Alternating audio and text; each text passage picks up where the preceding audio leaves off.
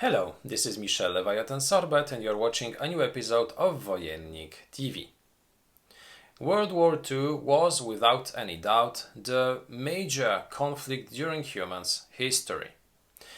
Most games which are set in the period of World War II are war games and concentrate on the military aspect of this conflict. But there is also a few games which concentrate on the human aspect of this conflict, so on the way that we the civilians would live in such a conflict and try to survive during this tragical period of our history. One of such games is a game published in 2019 by Mizo Games, which is called Raid on Takao. The game is a re-implementation of an earlier title published also by Mizo Games in 2017, which was Raid on Taihoku. Now, this game will be set in Takao, which is the previous name of the current Taiwanese city of Kaohsiung. Earlier, this city was called Takao under the Japanese rule.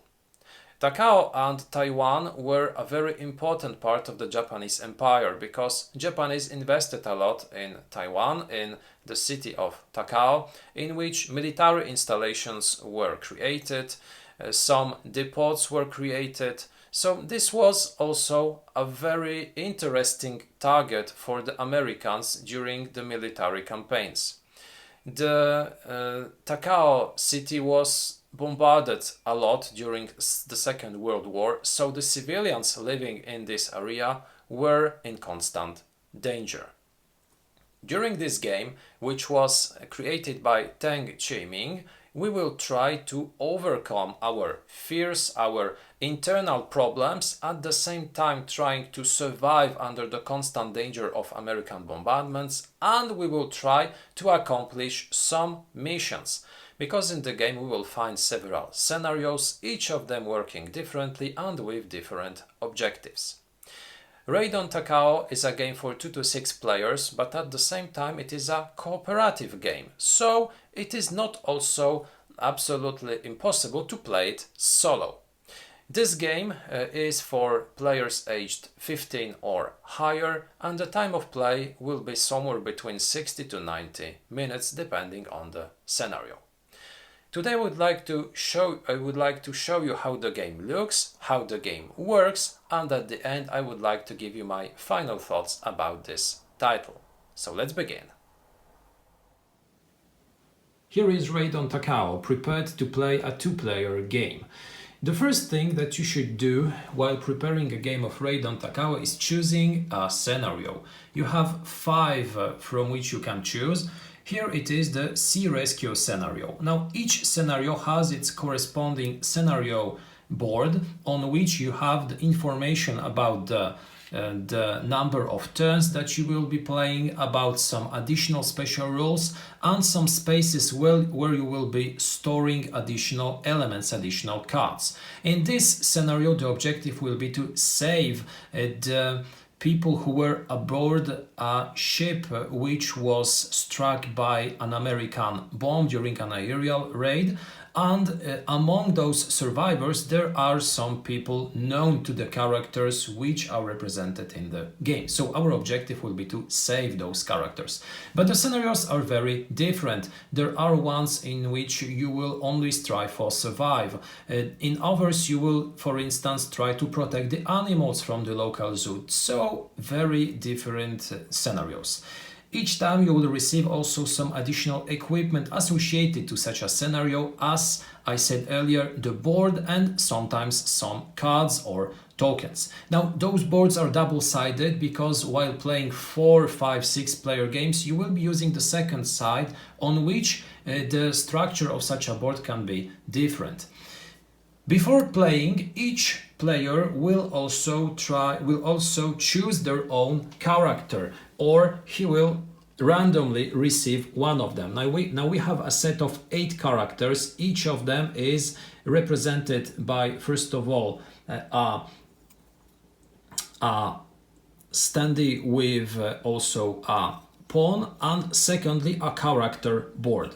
Now on this character board you have several information and several assets which will be used during play. The first information is of course your profession or your name. So you can be the engineer, you can be the doctor, you can be the volunteer soldier or the cook, the priest, the student, the musician or the journalist. Each such a character has his own unique capability which he can use once during a turn. In order to track if somebody used his ability or not, we receive a special token which is returned after using such a capability during a turn. We have two tracks on this board. We have first of all the track which will indicate our health, which can be reduced during gameplay due to some wounds during aerial raids or other events. And we have also our despair token, our despair track, which will rise when confronted to some traumatical events during the game. Now those two parameters will change during gameplay, and if at any point of the game those two tokens happen to be at the same level, or if the despair surpasses our health, we lose the game. Not only the character loses the game, all lose the game, because this is a cooperative game and we have to cooperate during gameplay to win and to survive. We also have 3 additional tokens in 2-player games. In 3 or more player games we will be using 2 tokens, which are the satiation tokens used to indicate actions. Now we have a track showing you the possible actions. The first one will be using 3 movement points to move our character on the board. The second one will be using 1 movement point and 2 points for searching, and the third one will be moving and also cleaning rubble from the city. How those actions work. Movement is pretty straightforward. You get a certain number of movement points. You use your character, your pawn, to travel along Takao, which is represented on this colorful board.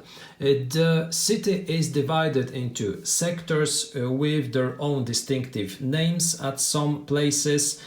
We get some symbols which indicate, for instance, mountains, which are more difficult to access and require the expenditure of 2 movement points. We get some ports which enable us to travel from one port to the other using some boats or other floating material. We have railway stations which enable us to travel more faster than normally, up until the moment this railway is closed due to aerial raids. We have also some places with the bunker system, with the bunker symbol, which indicate that we have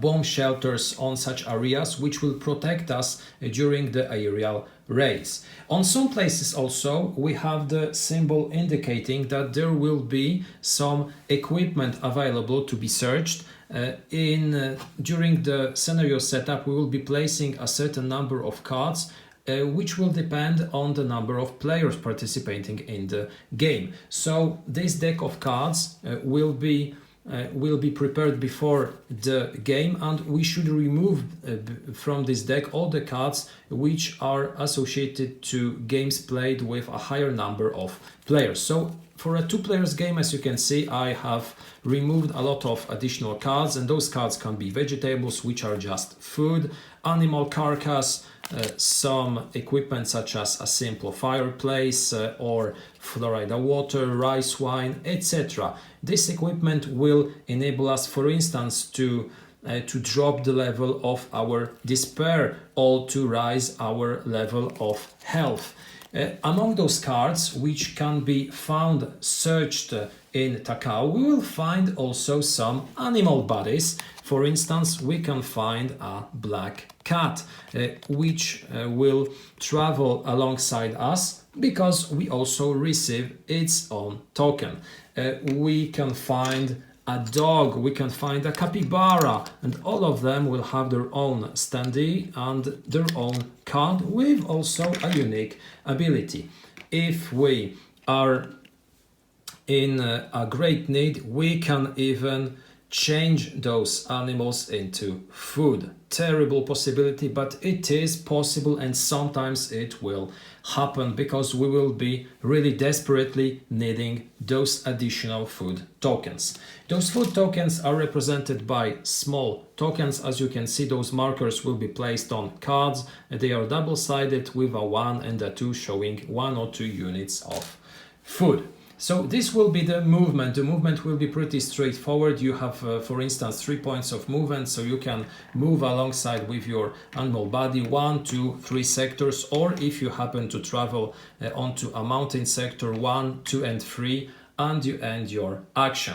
Now you can make the same action multiple times as long as you have some satiation tokens, so the action tokens, but you can also decide to do the other actions, so the search or clear from rubble actions. The search action consists in drawing cards from the stack on the terrain on which you are currently present, and you can find yams, UP, some equipment or herbal medical liquor, etc. There are a lot of cards to be found, or you can clean the city from the rubble, because due to area rights, each time a bomber moves through the city, it will drop bombs and it will destroy, damage some parts of the city. The bomber always bombs each sector which is in the line where the bomber has ended its movement. So in each such sector we will be placing a rubble token.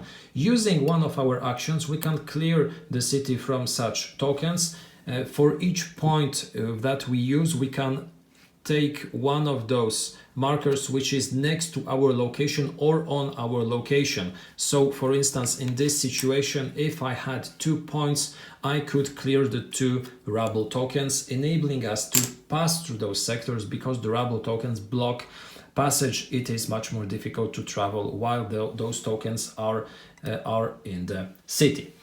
On the character board, we have also places where we can stock our animal bodies, some equipment or some food cards, but a very important part of our equipment will be also the entanglement cards.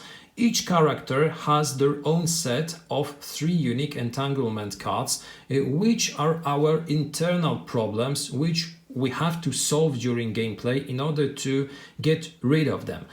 We have 3 of them. We have to pass from the first level to the third, and each card describes exactly what we have to do to get rid of such a card, but we can get rid of it in 2 ways. We can achieve fulfillment, so we can really not only get rid of such a card, but also help us to receive a permanent bonus, which will enable us to be more efficient during gameplay, or become, for instance, faster, clear more rubble, etc. If we cannot achieve fulfillment, we still can achieve regret, which will require us to rise the level of our despair. This is a less convenient way to get rid of the entanglement card, but it also helps us to get rid of it. It will grant us a small bonus most times, which will be activated if the level of our despair and of our health are 1 place apart. If we do not get rid of such a card during our turn, we will have to augment our despair by 1 each time we do not achieve nor fulfillment nor regret.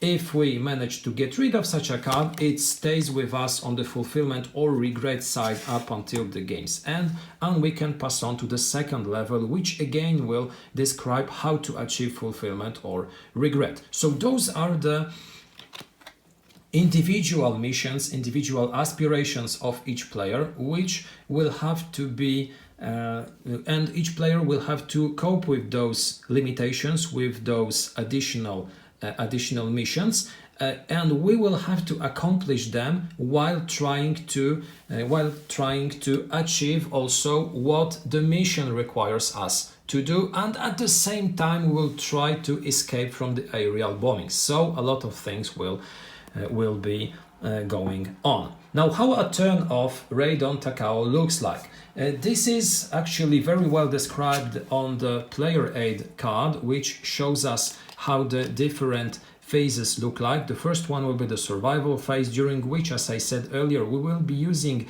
our tokens, our actions. So we will be moving, searching, we will be cleaning the city by removing rune tokens. We can also do free actions, which will be sharing resources while on the same location, and playing a card if we happen to have, for instance, Florida water or some herbal medicaments. We can use them at this point for free.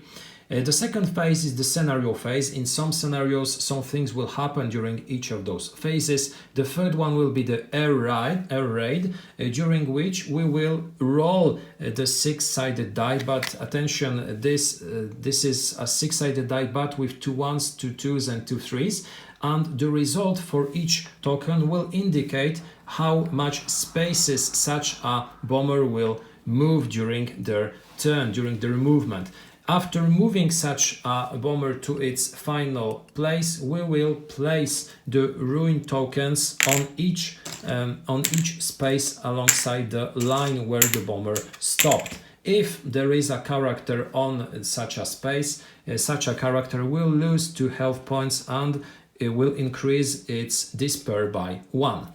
The sole exception is if we are in a shelter. The shelter will protect us, but if such a shelter receives 2 hits, it will be permanently destroyed and it will not grant us any protection anymore. The last phase will be the consumption phase, during which we will try to recover our action points. There are 2 possibilities to recover those action points. We cannot retrieve them freely. There is no restocking just without any expenditure. We have to choose to discard food tokens in order to retrieve the action tokens, or we can drain stamina. We lose a certain number of health points in order to regain the same number of action points. So each time we will have to carefully decide how many points of life do we want to sacrifice in order to regain our action tokens once more. Because if we used all of our free tokens, if we do not have any food, we will have to use a drain in order to recover at least 1 or 2 tokens in order to do anything during the next turn. If we do not have any action points during our turn, we can do absolutely nothing apart the free actions. And this is how a turn of Raid on Takao looks like. After ending the last phase, we move the turn token to the next space and we play a new turn, passing the first player token to the next player. Now, those are the major rules governing the play of Raid on Takao. There are some additional things governing, for instance, religion, governing the blessings, governing the different scenarios, because each scenario has also their own set of specific rules. Those are described in the rule book, which tells us how to set a game and how to play it. We have, for instance, the description of the Doom port, then of the Fallen Taiwan aircraft, Sea Rescue, the Takao Tokko incident, and finally Run Animals Run. In the end of this booklet, we have also a short description of the locations represented in the game, so this is a quite interesting read. At the end, we have also the character introduction and some connections between the characters, which is pretty much important because when it comes to the entanglement cards, those cards will often require us to cooperate with a specific character to which we have a certain connection. So those are pretty much all the basic information about Raidon Takao. Now I would like to give you my final opinion about this title. I would like to underline what are the strong and a little bit weaker points of this title. Raidon Takao is an original game because it depicts war from a very different perspective than it is made almost always. It is not a war game, so it will not concentrate on the military aspects of the conflict. It will concentrate on the human aspect and on the human perspective. I think this is a very rare perspective in games. I have already reviewed, for instance, this War of Mine, which is pretty similar in the way that it depicts war from the civilian perspective. But Raidon Takao is very different. It is a game, a cooperative game, in which we will be struggling against different elements. This is a game in which we will try to, first of all, survive against the American bombings. We will try to overcome our internal fears. We will try to accomplish objectives. In each scenario they will be different. We will also try to find resources which will help us to act normally during the future turns. So this is a game which has really a lot of layers, and this is something which I always like in gaming. So Raidon Takao is a game which is not very linear. It is a game in which those different perspectives, those different layers will very often require you to make very difficult decisions. And I love this. I like games in which this decision-making process is difficult and sometimes which requires to make sacrifices. You can eat the animal that you find. You can sacrifice some of your internal problems. You can lose health in order to act to accomplish our objectives. It's always a question of decision and of priorities.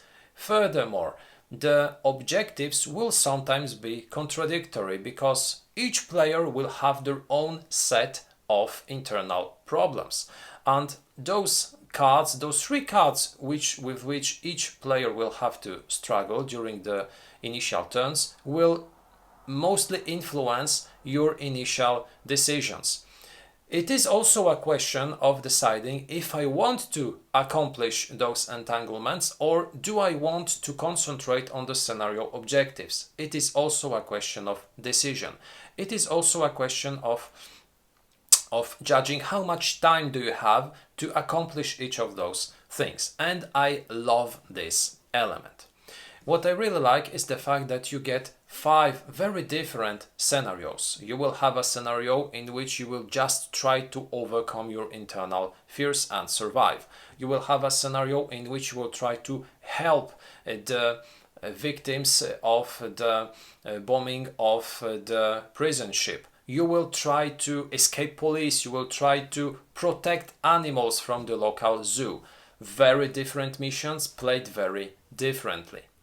What I really like is the fact that you will have a lot of interaction between the players. The connections between the characters in the game will sometimes influence your decisions, will sometimes require you to move together, to go to a specific location together in order to get rid of the entanglement cards. So sometimes you will have to change your strategy, change your priorities to accomplish shorter term objectives in order to get more, to receive more freedom during the later turns of the game. At the same time, during all the turns you will have to carefully choose your path because you will have to avoid the American bombings, and you will try to move in the city destroyed by the bombers with a lot of rune tokens appearing on the game board. What I like less is, first of all, the fact that the rules in this game are not very well written. We do receive the English version of the rulebook, but in my opinion there is still a lot of things that could have been written better. Some crucial rules are either omitted or written in such a way that you can very easily skip them and later wonder how to play. For instance, while describing the way that you are using your action tokens, I had really a lot of doubt if when I choose an action, for instance the move scout action, move search action, can I choose both? Can I make the move and also the search action during the same action? Well, this is not underlined in the rulebook. It is not also chosen. It is not also shown in the video tutorial. What is also irritating is the fact that the scenarios are sometimes somewhat ambiguous. There are some open questions, and you might wonder how to set the scenario, how to play it later. So the rules and the way that the scenarios were described could have been better. What irritated me is the fact that the counters used in the game, for instance the food counters, are printed in such a way that their bottom is a little bit larger than the top. So you do not have the sides which are vertical, they are inclined. So while the token on the board is on its backside, when you try to grab it, when you try to take it, it's very difficult. It's hard to take it with your fingers because it splits each time. So this irritated me a lot. I would prefer tokens which are standard ones, which have vertical sides. It would be much easier to grab them and to use them. The character boards tend to deform a little bit because after storing this game, after opening for 2 months maybe in my on my shelf, after opening it once more, I discovered that the boards started to deform. So the quality of the boards, although I love the graphics, I love the aesthetics, could have also been better. Well, the game, as I said earlier, is a cooperative game, but also a game in which you will be often rolling dice. And this is also a factor which will influence the game's outcome. Sometimes rolling a 1, a 2 or a 3 for the bombers or for the search of a location will have a huge impact on the final game's result.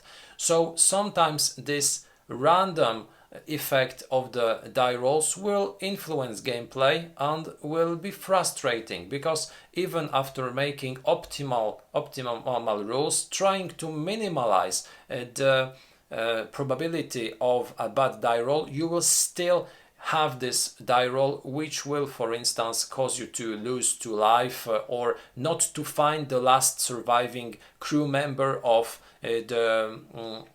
which we will try to save on the final turn.